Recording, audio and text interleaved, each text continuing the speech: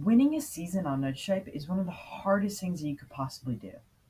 There are a few things that really make it hard, and today I'm going to be talking to you about what you have to do to win a season.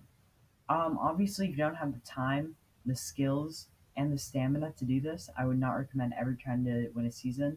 In fact, as these leaderboards become more illegitimate, with account shares taking the top 3 and 4 spots, or actually the top 4 spots now, I really would say it's almost impossible to win the season legitimately now. So therefore, what I'm going to be doing is basically talking to you, essentially, about how to win a season on Nitro. So as you can see, we are on season 27, with Kocho being at the top, Wizard placing second, Aid placing third, I believe, and Wisely in fourth. And the first thing that you can really notice is that what I'm going to talk about is to find the speed zone. And one thing that I think is very interesting is that all of these racers, these top four racers, race in the 100 to 110. That could vary. I think it's 101 to 110 or 100 to 109. Anyways, they're racing that speed zone, which I think is very interesting. It could just be a mere coincidence that all of them happen to have that kind of pace that they can go at in the 109 speed zone. However, it's interesting because in most cases, if you are under that, it's very hard to win a season nowadays. In fact, if we go to season 28, we can actually kind of see the fact that Aiden has gone an average of 135, and that has boosted him to the top.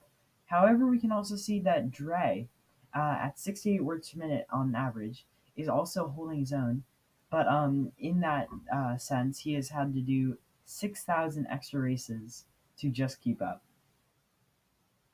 So it's very interesting, firstly, to see just how this season leaderboards play out in the future. If they get more illegitimate or they make kind of a comeback to times, for example, in season 15 per se, where we had a much more diversified racers, where basically nobody account shared, among other things.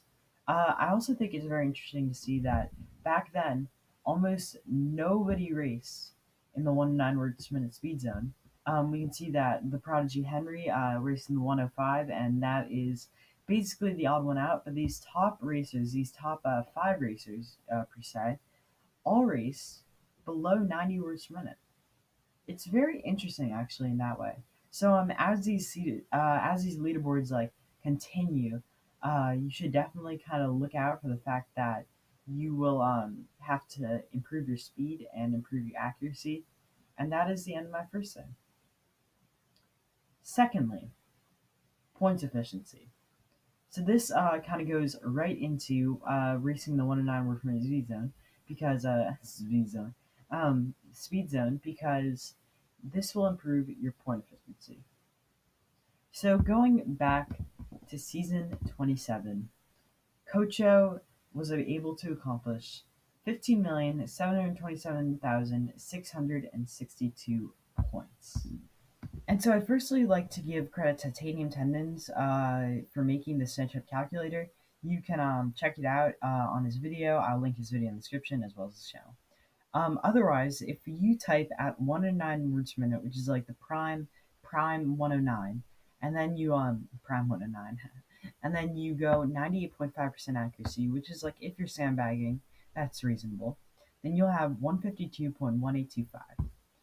And so going into the fact that Kocho did 15,727,622 or 662, so we can do 15 million. We can go back over here. 727,662 662 divided by what our point efficiency is, 152.1825. So 152.1825, and therefore we need to complete 103,000 races and 348 rounded up. So doing 103,000 and 348 firstly is a lot. That's pretty straightforward. And so say there are 40-second intervals, right? And so that we can then 103,348 rounded up times 40 seconds in total. That's 4,133,920 seconds. So then 4,133,920 divided by 60 would create 68,898 minutes. Then 68,899 rounded up divided by 60 would create 1,148 hours. Therefore, if we do another one, 1,148 divided by 24, 47 days. And this actually kind of is interesting because what it points out is the fact that 47 days, that's 47 days of literally straight racing. That means no breaks, literally straight racing. That means 47 straight days of control reload. And so if you do a 3-hour blitz, this is 47 straight days of racing. So this makes me a little bit scared, and I'm going to tell you why. It makes me a little bit scared because the fact that somebody can do 47 races or 47 straight days of racing means that there's still the other 43 days to race.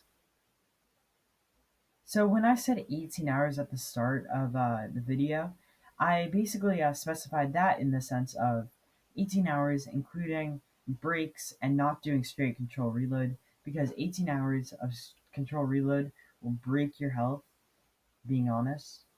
And also when you counter like that, it's probably actually more than 18 hours in a sense. So to take away or to finish off the video, there are 3 main things, right? There is point efficiency, there is time, and then there is stamina. Most people, most dedicated typists can have the point efficiency. And point efficiency is one of those things that has like come new into the kind of come into the competitive scene more so recently than before, because of these new account shares who can literally just race 24 hours a day. And then there's also stamina. If you are a one-person account racer, then stamina plays such a big role because you will most definitely not hit or most definitely not be able to do 24 or races 24 hours a day. And then thirdly, the final thing is time. Time is something that everyone has, but at the same time, time is something that nobody has in most cases. Time is how you want to use it, and using it on NetShape is not a great idea. Thank you everyone for watching, and have a wonderful day, as always.